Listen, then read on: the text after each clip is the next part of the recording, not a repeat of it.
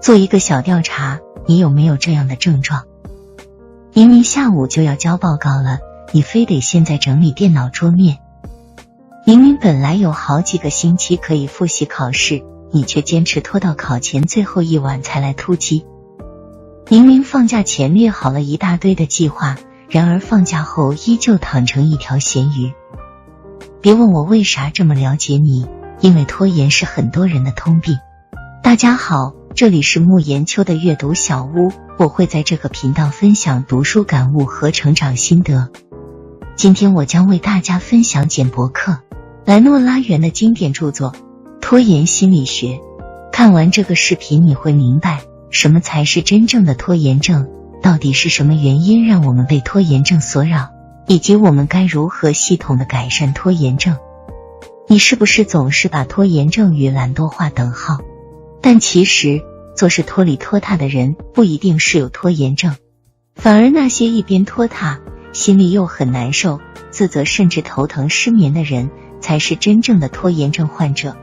读书的时候，老师会布置一些团队报告任务给我们，每当有这样的任务时，我就会斗志昂扬，计划着要大干一场。但很多时候计划很完美，却容易停留在想的层面，因为此时我们已经陷入了拖延怪圈的陷阱。相信大多数人都是这种轻度拖延症，但是重度拖延症患者可不单单是失眠难受那么简单，他们会破罐子破摔，化身为一个暴躁 man， 甚至虐待自己。而且这会是一个恶性循环，因为他们对下一个目标的要求也很高，极强的挫败感会不停地循环下去。拖延症这么可怕，到底是哪些原因造成的呢？作者分析，很可能是内心的恐惧造成的。有些人会将自己一时的表现和能力甚至价值观划等号，他一直都有优秀的表现，但他特别害怕突然有一次搞砸了，那些平时顺着他捧着他的人觉得他无能。于是这类人总想办法拖延，一副很不积极的状态，哪怕最后的结果不是很如意，他也有借口了，他只是没有全力以赴罢了。虽然要忍受极强的内疚感，甚至对自己产生反感，但是比起看清真实的自我所带来的脆弱和无地自容，这样的感受或许更容易承受。这个时候，拖延就是他们自我保护的盾牌。有拖延症的人，除了害怕失败之外，他们对成功也会产生恐惧。这跟原生家庭有极大关系。有些父母会莫名地质疑自己孩子的能力，只要孩子打算做一件事，就像完成 KPI 似的不断否定。久而久之，让孩子陷入自我怀疑的深渊，哪怕后来孩子成年了，看似已经拥有独立成熟的三观，依旧难以逃脱一直被否定的阴霾。所以每当他快要触摸到成功之时，总会忍不住刹车，开始担心，万一爸妈说的是真的怎么办？万一他真的像爸妈说那样没用怎么办？于是他总是拖着不完成，他觉得不去接触成功，就不会有失败了。那么我们该如何改善拖延症呢？说到底，拖延症就是一个怎么面对自己，怎么和自己相处的问题。很多人会执着于让治疗拖延症变得和感冒发烧一样，吃一剂药或者打一针就可以立马见效，但这想法特别不现实。所以我们必须要从认知层面端正自己，深刻认识到拖延其实是我们刻在基因里的本能。对于困扰我们的拖延症，我们不要抱有自责、自救的念头，要尝试心理的转换，不要把什么东西都定到很高的目标，尝试让自己做到及格就行。你可以写下你所记得的2至3个自身的拖延经历。你在拖延的时候发生了什么？在事件中谁被牵扯了进来？是什么诱发了你的拖延？你的感受怎样？最后的结果又是什么？然后你可以问自己，你一直恐惧的究竟是什么？你对自己内心剖白，并将所思所想自由书写出来，来挖掘自身拖延的根源。了解自己的内心后，我们就可以尝试制定一系列蜕变计划了。马克·吐温说过，前进的秘诀正是在于开始。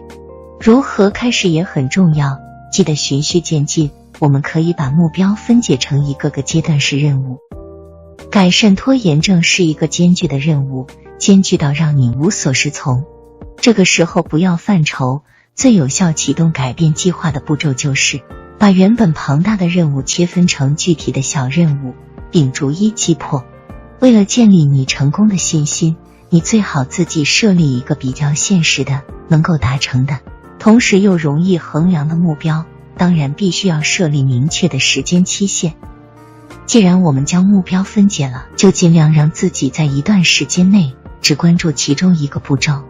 像我写这篇稿子的时候，总感觉自己还有很多事情要做，也总是怕写出来的东西不尽如人意。在这种时候，我们需要提醒自己，不要事先想的这么多，路要一步一步走。如果你在一段时间内专注于一个步骤，你达成中间目标的时间就被缩短了。人都是贪心的动物，我们太容易答应一件未来才需要做的事情，又不具备长远的眼光，做好恰当的统筹规划。假设原定某件事要在下下周完成，你不妨问自己，如果时间改到下礼拜，还是可以完成吗？通过这样的反问，可以帮助自己理清这件事的价值。除此之外，你需要建立固定的流程。如果细心留意，你就会发现我们生活中有无数个固定的流程，哪怕我们已经累瘫了，很多事情也能自动完成。就像我之前一期讲述的习惯的力量，一旦我们触发了习惯圈模型，我们的行为就会不自觉地沿着既定的习惯轨道执行下去。所以，克服拖延的一大妙法是尽可能的在固定的环境、固定的时间做一样的事情。比如每周3晚上练习瑜伽，每周6下午学习英语。你可以将你一直拖延着的事情放进日程表里，并在固定时间段循环往复，这可以大大降低你的成功门槛。经过一段时间，这件事情就会慢慢变成你生活的一部分，你甚至不用花太大的意志力，你也会自动的去完成这件事情。当然，我们不可能每次都有大块的时间，此时我们需要充分利用碎片时间。我们可以在处理比较大的任务时，使用见缝插针的方法，而不是消极等待整块的时间段出现。这个方法对启动项目并保持连续性都有非常大的好处。另外，环境的重要性也毋庸置疑，环境本身就有一定暗示意义。这也是为什么我们在公交车上无法静心看书，在图书馆里做不到尽情打游戏的原因。因为当你看到别人在图书馆看书时，你的镜像神经元会模仿对方的状态，你也已经进入学习状态了。所以，面对拖延症，你一定学会强加限制和减少选择。比如，房间里的游戏机、引人入胜的漫画书，这些让人分心的东西，尽量都处理掉。你知道吗？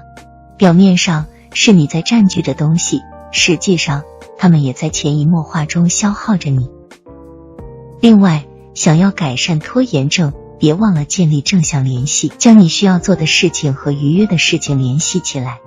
如果你喜欢古典音乐，就可以在学习的时候放古典音乐做背景。